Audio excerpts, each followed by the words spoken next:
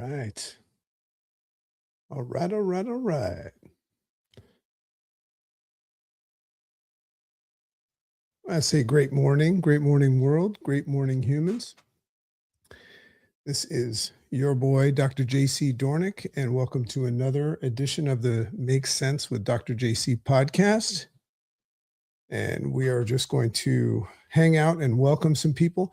So, for those of you that are chiming in on Substack, great morning to you.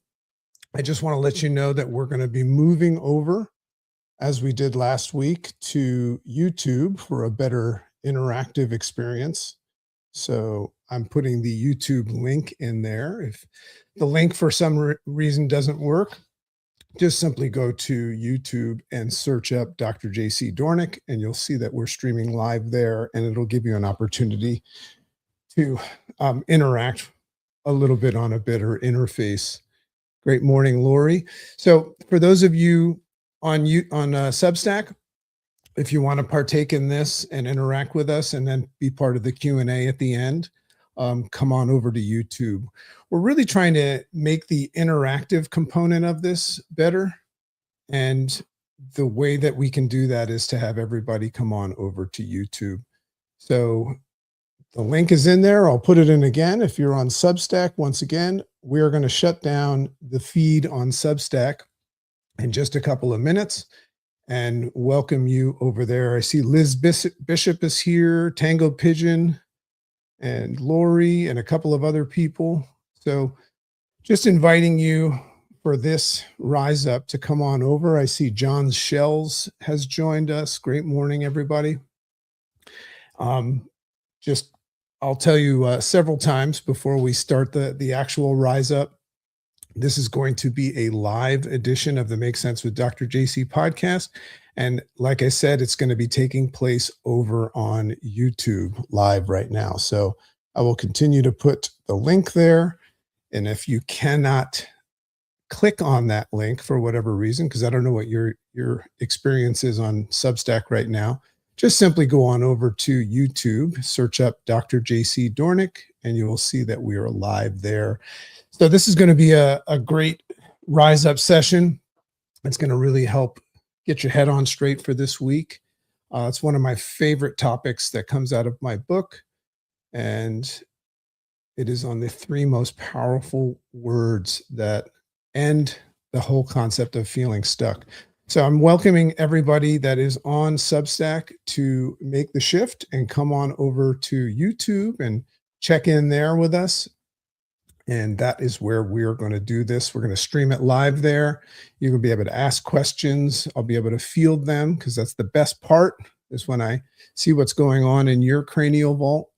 And we're going to get a much better quality interaction and interface. So come on over to YouTube. We're going to be there in just another minute. And I welcome you to come on over to YouTube and comment and check in. And like I said, probably close to the half hour when we're done, we're going to have a little bit of a Q&A on the topic where anything goes. And like I always say, for the actual recording of the podcast, if I'll put the link there one more time in YouTube, for the actual recording of the podcast, very often some of the conversations and interactions, or interface, I should say, with those that are watching ends up on the podcast. And this live episode that we're going to kind of do raw right now, I see you guys coming over to YouTube now. That's great. Just check in YouTube, go into the comments and just say, hey, it's me. I'm here from these parts of the world. But like I said, the whole interactivity of this is what makes it special. And I'll say one last thing before we end the Substack stream and just go over to YouTube. The whole concept of the Make Sense ecosystem was never intended for a live audience. I see our Kringle here. So we're going to be moving over to YouTube. Some of you guys that are part of the Inner Circle, Make Sense Academy. I see Caroline has joined. Caroline, we're moving over to YouTube in just a second for the live stream and then the Q&A after. This is going to be a really, really good episode. This one's going to arm and equip you with the awareness of something that you can put into play right away today and have a better experience. So I'm going to end the Substack stream right now, and we're going to move solely over to YouTube. So I'll put the link one more time for those of you that are in Substack before I end it. And if that link doesn't work, come on over to YouTube and just search up Dr. JC Doornick, and you'll see that I'm live there. Join the live, chime in on the comments, say hello, ask questions, make discernments, and let's not go through life today. Let's grow through life together. So I'm going to end the Substack and move solely over to YouTube. Hope to see you there. Bye-bye, Substack. Okay. All right. So here we are. So let's see. I see folks. There we go. So you guys figured it out. I see Leah. I see Lori. Good to see everybody. So as people start chiming in and showing up at on the YouTube channel, I will get started. But like I was saying before, the whole vast array of things that you'll find in the Make Sense ecosystem. And that's the Make Sense with Dr. JC podcast. That's the Make Sense Substack. That's my new book, Make Sense, How to Rewire Your Mind and Transform Your Life. All of these things were never intended for you. And for those of you that have creative ideas, maybe you want to start a podcast, you want to write a book, or start a new business, or get involved in a new philosophy or religion or whatever it is, a new belief system. Very often it's best served in a way that is not for others. It's, selfishly, selfish is a good word in my dictionary. It's just something for self-healing. I started my podcast and I started writing my book as a self-healing mechanism. And part of the journey of doing self work, especially when you make breakthroughs, is, I always say, in a world full of thirsty people, when you find the source of water, it's kind of like your moral obligation to pay it forward and share it with others. So that's what happened. Is I started sharing the podcast with others with no idea of how it would be received. And this is a long time ago. And I started the idea of maybe I'll write a book and maybe I'll publish it. So all that stuff is coming to fruition right now. And the only reason I share that is a valuable lesson, that you don't have to start creating something for others. We don't have that much time on this planet. So a lot of the great work that you're doing and a lot of the distinctions and breakthroughs that you're making for yourself could very well be your masterpiece that you will share with others. I'm writing my second book right now and having a ball with that. And I'm trying to figure out, when am I supposed to publish my second book? So I think I'm going to publish a book once a year. So here we are. We're going to get started. We're on YouTube and we're live. So I see people checking in. Christian Mark Buena is here. So good to have you guys here. And remember, at the end of this, probably 30 minutes from now, we're going to do a Q&A about the topic. And that's always my favorite part, to see what's going on in your head and what aspects of this make sense. And if something doesn't make sense, or maybe even that you disagree with it, let's have at it. Let's have at it. My intention is never to teach you something. My intention is always to point out something that I find interesting, or something that's worked very well for me. Minerva MP1, she says, or he says, "Hi, I made it." Funny how I don't really know the gender. It's kind of nice. It's kind of a neutral playing field. We never really know the gender, but for whatever reason, I thought Minerva MP1 was a female. Maybe you can tell me if you are or not. But nowadays, there's other versions of our identity. So, what a fascinating world we live in. And just as my hat says, HMMM, it means I haven't made up my mind about anything. So that means I'm okay with everything until I make up my mind, and you are too. So let's get started. Very excited about this. I was right. Minerva is female, the Greek. She is Minerva, the Greek. I was right. My intuition was right. So welcome, everybody. Great morning. Great morning, humans. Great morning, world. My name is Dr. JC Doornick, otherwise known as the Dragon, and I want to welcome you to another edition, our live edition of the Make Sense with Dr. JC podcast. This episode that you're listening to live today on the 9th of March, 2026, the last March 9th of 2026 that will ever happen. Let's make it a great one. This episode will post live on the Make Sense with Dr. JC podcast, which is currently ranked number 5 in the entire world. And it's becoming a full-time job in 2026. I'm very excited about that.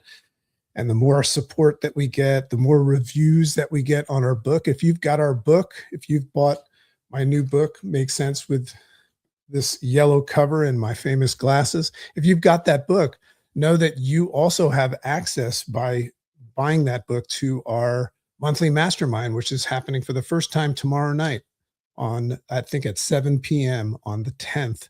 That's where we're going to break down the book. We're going to look at chapters and we're going to let you guys ask questions and make sure that it will make sense. So today we are going to talk about the following topic. I call this the 3-word phrase that ends feeling stuck. How to change your life at this time. And it's just a matter of perspective, right? It's about arming yourself with the awareness and the awakening of something that already is happening that we very often lose sight with. So great morning, everybody. Welcome again to the Make Sense with Dr. JC podcast. And welcome to what I call the uprising of the sleepwalking masses. Think about what that means to you. Are you part of the sleepwalking masses, or are you awakened? Are you a highly conscious, open, and curious person? I would say, coming from the guy that teaches this stuff, I would say that I make a strong effort to be awakened and aware and open and curious, but I very often fall asleep. And that's okay, because that's our nature. We always seek comfort. And it's always a little bit comforting to just fall back on our conditioned program mind and let it call the shots. You know, I did an episode called Decoding the Game. And I also interviewed the amazing Rizwan Virk, and that episode's popping up tomorrow. And that's all about the simulation hypothesis, and such a cool topic. But, you know, when you look at life as a game, you're either playing the game or the game is playing you. So today we are hoping that you guys will spend a little bit of time open and curious and questioning things and thinking in a world that's probably, for the most part, doing the thinking for you. So we're going to talk about the 3 words that can instantly change the way that you see yourself, your past, and your future. Because the truth is, you may be trapped right now in a lie of sorts that you once told yourself about who you are and what you think reality is. So if you think about it, we say things like, I'm not good at that. Think about these statements and just realize that when we make statements about ourselves or about reality, we have this tendency of, without even knowing it, putting exclamation points, meaning it's this and nothing else. And this is a very interesting challenge that we have, because sometimes we have things that we've been brought up to believe are the way that they are. And, you know, I love to say that what you see is what you get, but it doesn't mean that it's not, that it's necessarily what actually is. So we say things like, I'm not good at that, or I'm always anxious. Oh, I'm just always anxious, or I've always been that way. This is just who I am. I remember another part of my book when I was confronted in chapter 7 by my first mentor, and he was asking me what I think people think about me. And I remember I had a pretty strong opinion about that. It was something like, well, half the people like me and the other half don't. And he says, well, what do you think about that? And I said, well, this is who I am. Fuck them. Right. So that was one of the awakenings. And in my new book, I'm going to highlight that a little bit more. But those exclamation points and those statements that we believe are fact, what if they're not? What if the 3 simple words that I'm going to share with you today could break you free from that cage, that prison instantly, and shift you from a conditional elephant on a chain? Do you guys know what an elephant on a chain is? There's this big, mighty elephant that's in a zoo that has this teeny little chain around one of its feet. And all it would really need to do is just slightly flick its foot to break that chain, but it's been conditioned to believe that that chain is holding it back. So, are you an elephant on a chain? And are you an elephant on a chain to that idea of allowing yourself to be open and curious and become a possibility thinker that begins to take note of the abundant opportunities that are available to us all throughout our life? So today we're going to explore the power of this following phrase. And these are the three most powerful words that I've ever learned and armed myself and put in my toolbox. Those three words are at this time. And by the end of this conversation, what we're going to do is we're going to show you how those three words can help you revisit your past. I know we're taught not to do that. They're going to help you revisit your past, also release yourself from regret, and begin aligning your life with what actually matters most for you. When? Right now, at this time. So let's talk about the lie of permanent identity.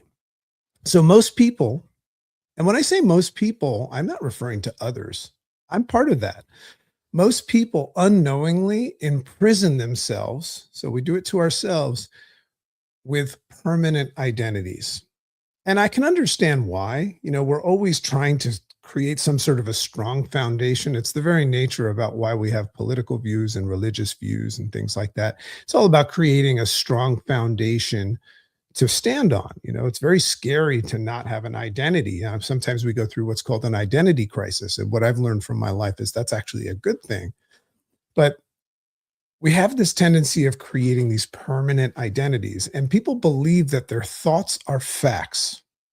So that's a big distinction, is when you assess 4 of the 40 to 70,000 thoughts that flow through your head and you call them facts, or maybe you look at your emotions and consider them to be the truth.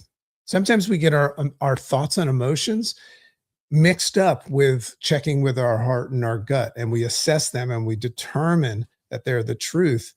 And we also make this assessment that the past is fixed. Well, one of the chapters in our book called The Lifeline, and we'll touch on it today, shows us that if you can learn how to look at your past through the lens that you have now, you're a much more conscious and aware person right now. You have a lot more life experience right now. And if you're with us today and you're practicing the interface response system, if you're engaged in the work that we're doing in our book, you've also evolved as a person, as a more conscious human being, one that has the ability to kind of step into that open and curious space and look at things differently, maybe look at things from alternative vantage points. So if you go back and you look at your past events and recognize that who you were at that time was the reason why you saw it and reacted that way, and that's fine, right? But you're different now. So here's the reality. Your brain, my brain, is a prediction making machine. It takes past experiences, and what it does is it turns them into a blueprint and a story about who you are. So what that's saying is we'll take our past experiences and we'll formulate a blueprint and accept it wholeheartedly as who we are. Now, if you're not careful, that story becomes what we call our identity. So if we're buying into a past story about ourselves, the danger is that very much becomes our identity. And this is why people say things like, I'm just not confident. I'm bad at relationships. Sometimes we say, I'm not a business person. I'm not disciplined. Think about all these words and statements, right? Exclamation points that we say about ourselves. Or how about this one? I always start strong and I never follow through. I'm a health transformation coach and I've been doing that for 20 years and I have my own experience. I lost 80 pounds and I woke up and transformed my life. And what I learned from that is that it's on a healthy body that a healthy mind rests. But I also learned how to let go of my story. A lot of the things that I used to say that I was not good at and affirm that I was not good at were based on me believing my past story, right? And the moment that those statements become permanent, what happens in that moment is growth stops. We put limitations on ourselves. But when you add those three words at this time, or when you learn to start practicing that, You see, you can't just say, I'm going to do that from now on because you have a conditioned, programmed, stress response system and it's engineered for survival. So it's like this 200,000 ton oil tanker that's going in one direction, the same direction it always does with its thoughts and its feelings and its perceptions and its reactions. And now all of a sudden, you're just going to tap on the captain that is steering that ship and say, hey, we're going to go a different way. It's not that easy. So you have to start practice. In my book or practicing, in my book, I talk about this concept of praction, which is a combination of practice and action. And that's just the acknowledgement when you first start doing something like instilling these three magic words at the end of at the end of a sentence, rather than making it a statement, making it therefore temporary. Um, you're going to have to think about that. So that's why I always invite people to just go, every time you have an idea or you have a perception or you have this knee jerk reaction or you have this feeling or thought about something, before you react, just say, And as a reminder, that means haven't made up my mind yet. But what it's doing is it's putting your knee jerk reaction and your knee jerk perceptions of things, which are programmed and conditioned, and they might still be good, but we're just putting them on pause and we're stepping into this space. And that's where you can remind yourself to try something like saying at this time or putting at the end of a sentence. So when you do that, something magical happens. And I like magical things. I'm not confident turns into I'm not confident at this time. I'm struggling at this time. I'm really overwhelmed at this time. So suddenly that identity transforms from permanent to temporary. So just park there for a second. The whole concept of saying this too shall pass would be the acknowledgement that everything changes over time.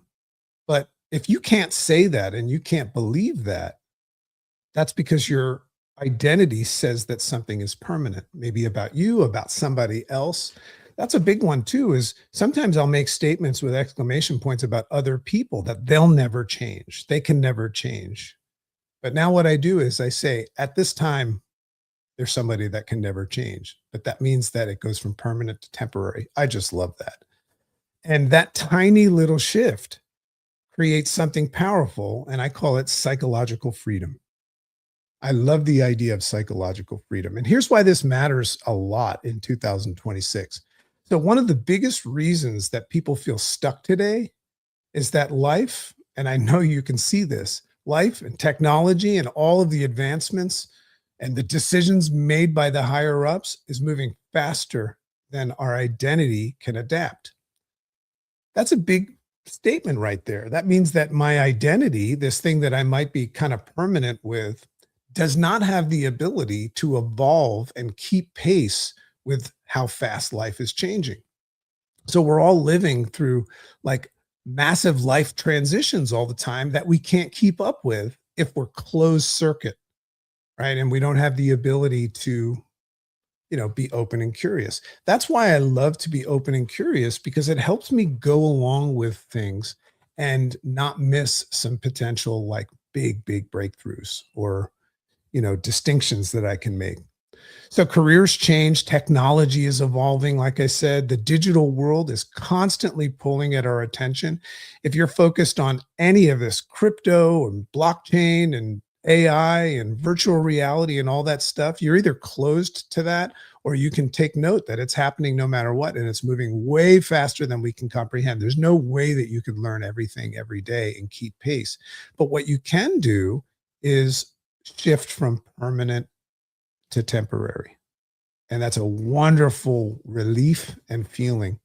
So careers change, technology, the digital world, which is why so many people are considering things like a digital detox right now. We very often are saying, I'm going to do a fast on technology or a fast from social media and things like that, right? We think about things called mindful productivity right now. I'm going to take a detox and I'm going to do something that is productive for my mind. and start working on intentional habits. Some of the biggest books out there about habit change require that you stop doing something and you put intention and focus on something else. So, this is proof that we see how fast the world is moving. We have to kind of take a step back from it and not care so much about it, which is what my next book is about, deciding what to care about. And what people want is they want people are kind of seeking and craving rewired wellness now and brain wealth. I love that concept of brain wealth. You know, my one of my best friends for 25 years is Jim Quick, and he talks a lot about brain health. And I always like to insert brain wealth, right? And that's just not survival. That's a whole different thing. So that people want to actually feel like their life belongs to them again. That's the whole essence of the Make Sense ecosystem. And when you read this book, that's what it's about. It's about arming and equipping yourself with the awareness of this stuff and taking some strategic strategies and tools and exercises and implementing them in our lives. And we've been talking a little bit about that. And that is to reclaim control of things as what? As the dominant force and shot caller of your reality and your life. So, in order to do that, you have to reclaim control and realize that you get to make choices. But if you don't recognize some of these permanent identities that we have, because we don't know how to just say, well, that's right now, and open ourselves up to the temporariness of, but I don't know about the future. I love saying, I don't know. Now, I could have a pretty good idea, and I could have a feeling and a thought about something, and I could experience what's called certainty. But I like to even throw a, I don't know, or maybe something else might be true. And that's the art of living like a scientist. And the first step in this process is permitting yourself to take a personal exploration of yourself. Think about what that means. Taking a personal exploration of yourself. And this just means asking questions like this: who am I now? Who am I now? Because very often, if who you are right now is different than who you've always been. Who am I now? I like to recognize that I've changed. Sometimes other people have to have to help me remember how I've changed. Not who you were, not who society told you to be, but who are you now at this time? Can you recognize how much you've evolved and shifted as a person? Totally different. It's miraculous. So I want to insert something from chapter 2 in my book. And this is a powerful chapter that very often people struggle to make sense of. So I'm going to try to give it to you in a real simple way, but it's an exercise and it's a tool that gives you a different way of looking at life that really, really validates the whole at this time concept. So at this time is a tool to help you understand this, and looking at your life on what we call the lifeline is something that works perfectly in partnership with the concept of at this time. So in chapter 2 of Make Sense, I introduce a technique called the lifeline exercise. So real simple, you could take a piece of paper and do this, or you could just imagine it in your head. I want you to just consider drawing a line across a piece of paper, or just looking at a line that moves from left to right. Okay. Now, the left, on the far left side of that line, the beginning of that line is what we represent with birth. Okay. So the far left of that line is the day that you were born. And I mean that you actually went online and became conscious. If you're somebody that believes that consciousness begins in the womb, that's fine. You can put that there, but it's birth. And then on the far right of the line, that would be death. Now, for the sake of this explanation, just to give you a numeric thing, because I'm going to show you where to place yourself now. So if birth is on the left and death is on the right, let's use the average current life expectancy combined between men and women. Women have a tendency of living longer than men, but worldwide right now, the average life expectancy is about 73 years old. Okay. Now we have some people in here that are older than 73. So congratulations, you're defying the average. And you obviously just take note that averages are just silly, but this is just for this exercise. So You could take whatever you believe your life expectancy will be and put it at the far right. Now, I want you to take your current age, right? Take your current age and identify where it is. So if you're going to live till 73, hypothetically, or whatever you put there, and you were born at this time, your current age would be, I mean, you can look at the middle as the 50-yard line, right? And just put your current age there. So once you do that, you begin to mark the major life experiences and events that have happened. So the first thing I want you to do is identify how long you have been alive at this time right now. Remember, one of the questions was, who am I now? So this is one element of who you are now. You are somebody that has been alive and experienced life for a certain amount of time in the grand scheme of things. So I'm 54. So, I'm 65, 75% of the way there. So I can put my place there and I can identify how long I've been alive. And that gives me the ability now, almost like a timeline of sorts, to go back and take all events that have transpired in your life. I talk about these events very often in my book, but I had to go through the lifeline exercise to be able to say, you know, my parents got divorced during this time. I started school. I had my first girlfriend at this time. I got married. I got divorced at this time. A friend died at this time. Some big, big life events, but I put them on the lifeline, and I'll explain why that's important. Your childhood, your teenage years, relationships, careers, moments, traumas, breakthroughs, and just any moment that shaped you. Okay. So we typically look at those moments and we say things like, I can't believe that I did that. I should have known better. Oh man, that event, that person ruined me. It ruined everything. They ruined my life. That wasn't fair. Right. So that's the way we typically look at our past, which makes sense why everybody's taught to just drop their past, right? Because their past is no longer relevant right now. This is a little bit of a different look at it, because the truth is this: we're judging our past selves based on the awareness that you have now. You're different now.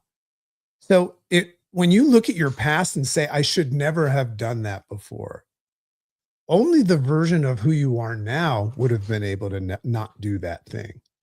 But if you look at who you were at that time on the vectors of this lifeline, and that's the experience and how long you've been alive. If you're an 11-year-old kid, you don't have the ability to look at life the way you do now. So that's going to give you a little bit of empathy for that and say, oh, that makes sense why I reacted that. But then also your level of consciousness. Remember, you've evolved as a person. So that's the other vector. You're either above or below the line. You're either a radically responsible, open, and curious person, or you're a victim of circumstance. You're closed circuited. You're not open because you have a permanent identity, right? You're putting exclamation points. So that's one of the keys, is the moment that you take a permanent stance on something and you validate that you're standing for something, at the same time, you're closing yourself to growth. You're saying nothing else is allowed in. So those are the vectors that you look at on the line. And this now gives you the ability to look back at something that happened to you and acknowledge first that that happened at that time and you were different at that time. Isn't that fun? And so there's the validation of starting to recognize that everything is happening at that time or at this time. That's a power move. That's a very big power move. And when you begin looking at your past through that empathetic, understanding lens, which is logical, something amazing happens. So what happens in that moment when you look at it? Remember, Wayne Dyer says, if you change the way you look at things, the things you look at change. Okay. And I think everybody embraces that, but it's hard to execute on. Once again, that's what the book is for, right? This book will help you execute on that. But what happens when you start to look at that and acknowledge who you were at that time, who you are at this time? Compassion replaces judgment. You stop judging and you start to have empathy and compassion. Understanding replaces shame. If you're having shame for something that's happened in your life, or even blame, Understanding is a powerful thing. Very often we'll look at some of the things that we blame our parents or our friends or coworkers or anything like that, and we never take the time to understand what might have been going on in their life at that time. So that gives rise to the ability to forgive, right? I remember a powerful thing that happened. It just popped into my head. We were doing humanitarian work on the island of St. Vincent, and we were asked to go take care of as chiropractors. We had a couple physicians with us. We were asked to go provide free care because that's what we were there to do, health care to prisoners. And some of the prisoners in this was a maximum security jail. Some of the prisoners were murderers. I mean, we heard horrifying things, rapists and all these terrible things. And I remember it was a very scary thing, and we were just wondering, is this good that we're taking care of such bad people? And I remember the warden of the prison said, "What you guys are doing here is so great." And he said, "The reason why is because this is not a prison, it's a correction facility." And he just reminded me that those people were in jail to correct themselves. Not to mean not to say that what they did didn't matter anymore, but to correct themselves. I just love that. So that also validates, everything changes. So the philosophy of this too shall pass pops right in right here. So that's an ancient biblical phrase, by the way, that captures this identity or this idea perfectly. This too shall pass. So what it does when you say this too shall pass, and I think a lot of people probably say that, it's a valuable thing to say. God, we say it every day in our family. What it does is it reminds us that everything in life is temporary. That's what it means when you say, "This too shall pass." Everything in life is temporary. Success is temporary. Struggle is temporary. Pain and even certainty is temporary. That's an important one. All those things are temporary, which is why I believe that one of the most powerful ways to live your life is what I call grounded optimism. I love that. Grounded optimism. I heard something today that really resonated with me this morning. And it was this statement that said that my life shifted when I stopped looking at days, as like the next day or I stopped looking at like another day. Oh, this is just another day. And I started to realize that it was another day that was going to be less. I was using up my days. So being grounded and optimistic, practicing grounded optimism is a choice. It's a voluntary choice to change the way that you look at things. And I very often talk about the fact that it's true that life sucks and then you die. And what I mean by that is there's some wonderful moments in life. But if you think about it, for the most part, life is hard. Right? Life is more difficult. So if you don't learn how to enjoy the difficult and the suck of life, well, you're not going to have a good life. You're just going to have some great moments in life.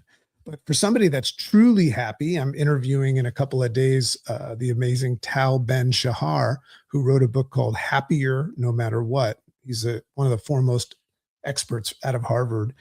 And that's the way he talks. He talks about that. I love that grounded optimism. And that's not blind positivity, by the way, with no denial of hardship. It's just a different way of embracing and looking at hardship at this time. And you can make that decision right now. But the quiet confidence that whatever season you're in is not forever, it's just happening at this time, is a powerful thing to consider. So when you start living this way, and that's up to you. That's up to you when you want to start living this way. But when you start living this way, looking at identifying things not as permanent, even your certainty or your worries or your concerns or your ideas about what you can and can't do. When you start living that way, shifting from permanence to temporary, something begins to shift inside of you. And that's something that can stick. You stop clinging to identity, resisting change, and you start falling in love with the process of evolution. That's what I'm in love with. I'm in love with whatever is coming. I'm in love with the good times, the bad times. I'm in love with it all because I'm in love with evolution. So, this is all about living according to what matters most as well. You have to identify the things that you can reference in your life that truly matters most. We live in a world where we're taught to consider what matters most or what should matter most. The world shoulds on us all the time, doesn't it? But here's where this whole thing becomes extremely practical because you got to be able to run. In my book, I call it the sorting filter. You have to be able to sort out what matters and what doesn't, what you control and what you don't. But you do that in reference to who you are at this time, what matters most to you in life. So everything in your life is evolving. And remember, we're considering being in love with evolution. Everything in life is evolving. And if you acknowledge that, the question becomes this: what matters most to you at this time? It might not be the same thing as last year or even yesterday, but it's a great phase place in the present moment to unwrap the present moment and say, what matters most to me at this time? What are your priorities at this time? Most people are what I call seekers of the earth. Everybody wants to be happier, healthier, and wealthier. But which one of those is your priority at this time? Maybe right now your focus is on health right now because it's the thing that you need and lack the most. It's your fierce urgency of now. Or maybe it's building a business. Maybe it's making more money. Maybe it's repairing a relationship or rediscovering yourself. Or maybe your perception right now is it's to step away because you're feeling overwhelmed and you just want to take a break. You know, it's interesting because a lot of people struggle with following through in life. I struggle with something different, is not following through. It's very hard for me to do, to just chill and relax. So we all have something. And by the way, this is not failure acknowledging this stuff. This is called the construction of wisdom. So the key here is learning to build everyday rituals in your life. And I talk about my morning routine in my book as well, and intentional habits that align with what matters most to you right now, which means that you have to allow yourself to even let your structure and your morning ritual and your surroundings and the people you hang out with, those are all up for change and modification as well, if you acknowledge what's best for you right now. Not forever, not for the next 20 years. We're talking about right now, which is the only place that life is actually taking place. So this is about just allowing yourself to set yourself free to update your life. And that sometimes is a modification. So one of the biggest fears that people have is changing their minds. We're taught to not change their mind. People always worry, well, what will people think if I change my mind? They'll say that I failed. They'll say that I quit. You're allowed to change your mind. This is your life. You're allowed to change your mind. And if society says that you're not supposed to change your mind, or your parents say that you're not allowed to change your mind, well, that's up to you. That's up to you of how much agency over your life you want to give to other people or outside forces like the news or social media. Here's the truth: changing your mind is not failure. We could look at it as an update and a congruent adjustment that's relevant to your awareness of who you are and what you desire and why at this time. I just love that. You're allowed to make that decision. So life is not a rigid script. You might believe that it is, but if you take the time to research that concept, that life is some sort of rigid script, you'll see that it isn't. Most people won't take that time and they just buy into it. It's a continuous draft. It's like a story that's always changing. But you're the story writer, you're the author. So it's a continuous draft that is actually written in pencil. I like to write that, or I like to consider that my story is written in pencil. And the most powerful people in the world, by the way, take note of this, are the ones who are willing to say this: that used to matter to me. That used to matter to me at that time, but it doesn't fit my life at this time. So, in closing, today I want to leave you with just a simple invitation. And sometimes we need permission and we need an invitation. First, go get my book. If you haven't gotten my book, and sign up for the mastermind, make sure that this reality that we're talking about right now really has a chance of locking in. If something is clicking with you right now, just know that it's powerful what's going on when you leave this conversation. So get my book, do the work in it, come to the mastermind, and at least give yourself the chance, the space to have this stuff lock in. Because remember, we're talking about becoming the shot caller or dominant force of your life. Then take just take one current belief that you have about yourself. Maybe it's something that you've been saying for years, and just start adding. You have nothing to lose. Start adding the three words at the end of it. Say, at this time. Notice what happens when you say that. Notice the space that opens up, the space of potential and opportunity that opens up just by saying at that time, and the possibilities that return back into your eyes. Look into the eyes of a little baby sometime. They don't have any definitives. They're just soaking everything up, which is part of the problem, right? Of the people that are giving them the information. So the truth is, you're not stuck. You're not broken. You're not defined by your past. You're simply a human being that's evolving. There's that word again, that is evolving through seasons. And every season of your life only exists at that time. So what we're going to do now is we're going to have a little bit of a Q&A for those of you that are still here. I'm going to pop this up. Remember that when you get the book, in the beginning of the book, there is a QR code. Where is that? That gives you the ability. This is what it looks like.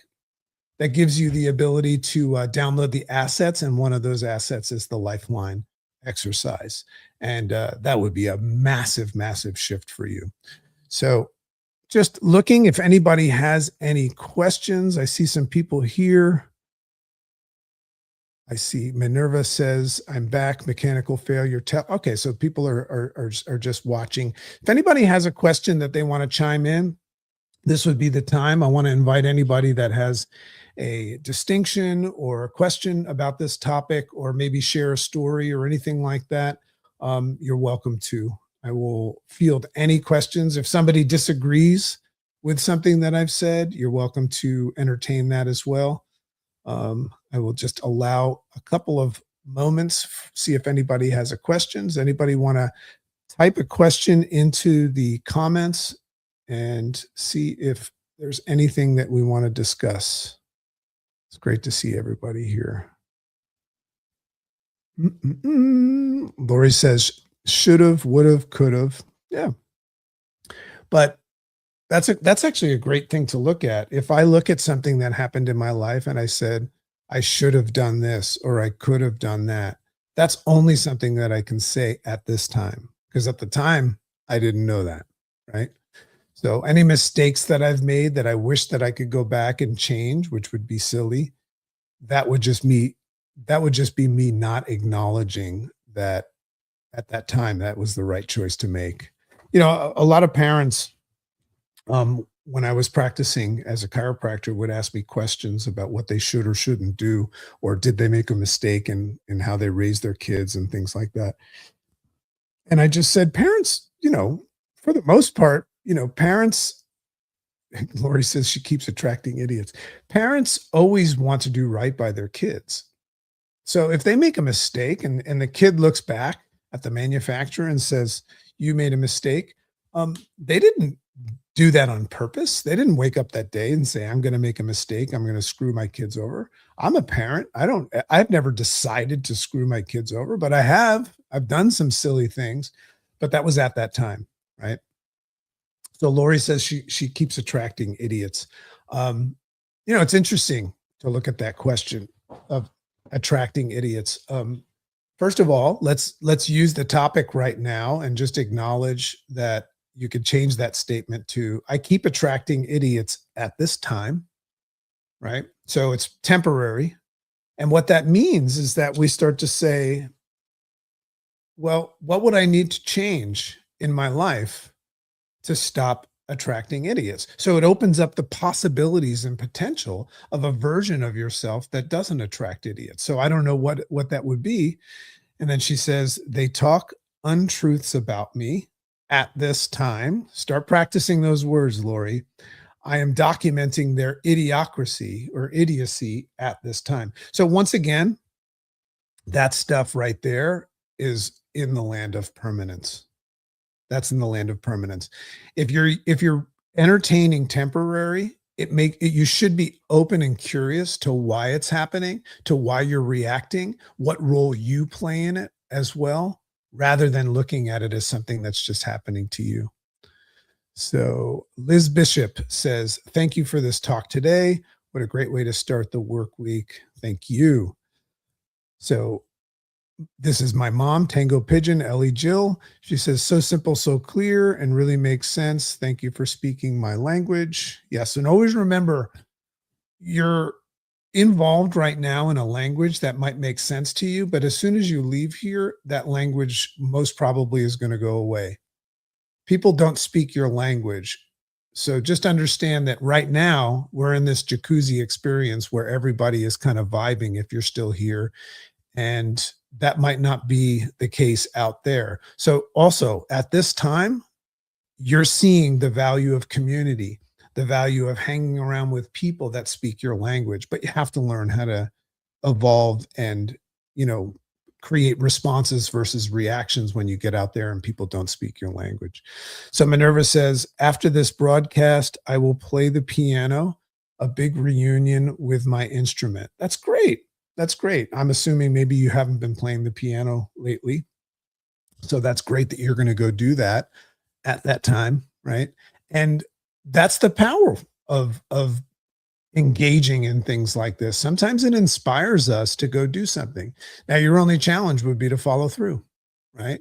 To follow through, especially if it's something that you haven't been doing. Because right now, at this time, your brain is firing off and you're saying, oh, it makes total sense. I'm going to go back and play the piano. But as soon as you leave here, the forces that generate this idea of why you shouldn't play the piano will come back. So you're just going to have to figure out how to play the piano no matter what. So that's a whole other topic, is deciding to do things no matter what. I love that. All right. So I'll just open up the space. Does anybody have another question? We've got a couple more minutes here. This, like I said, this podcast will be probably like 25, 30 minutes long, and that will post on Friday. But if anybody has anything really, really juicy, a distinction or anything like that, Liz Bishop says, loving the book, but can't make the talk until April session. That's fine. We're going to do it every month. For those of you that know me, I mean, it's happening right now. I don't do one-offs of things. I typically do things for the rest of my life. So Liz, you will definitely have that. And one of the things that I'm going to do, the sessions that I do, the masterminds, I'm going to record them. I just don't know how to disperse them. So for the people that are registered for those events, I'm compiling an email list. So what I might do is share the recording with the email list. So if somebody has my book and they want to, I'll try to put the link here. I'll put the link up to register for the masterminds. If somebody has my book and they want to register for the mastermind and be on that list, I will put the link right here. There we go. So I'll put the link in the comments. So that's the link if you want to register for the masterminds. They're going to happen on the second Tuesday of every month, absolutely free. It's a kind of a gift. I don't want people to just read the book and learn something and know something and not do anything about it. The book is called Make Sense. And if somebody misses even just a little piece of it, so we're going to work through it. We're going to take real life examples and allow people to sit in a hot seat and position their thoughts and feelings and about things, and we're going to run it through the interface response system, and we're going to really have some fun. So for those of you that are in the Make Sense Academy, these things will always be posted in our community. Make Sense Academy is our private community, $37 a month. And those are people that mastermind with me on a regular basis, and they get access to all my coursework and the actual coursework for the interface response system. So if anybody's interested in the Make Sense Academy, you're always welcome to do that.